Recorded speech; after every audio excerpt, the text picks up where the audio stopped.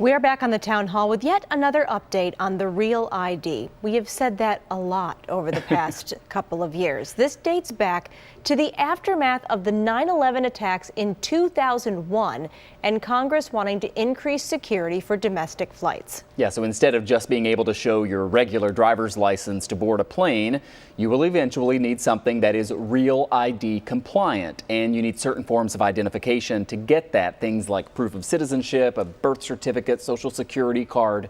Well, the deadline was pushed back to this October, and it has now been pushed back again.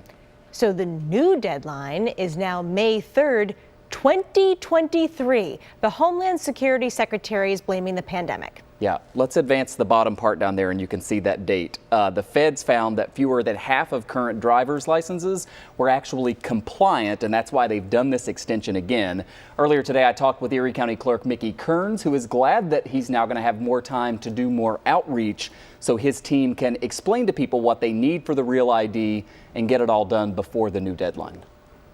We can help you with that. This is a complicated transaction that we're going to make easy, but you have to prepare before you, as you said, Michael, come in, drive somewhere, and then have to be turned away. So we'll make you an appointment.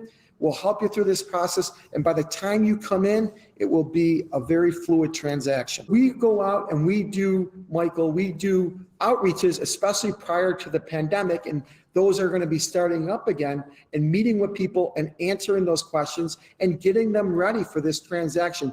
But it's a very important transaction, and we're going to continue to encourage people to come in and get that done, even though the deadline has been moved.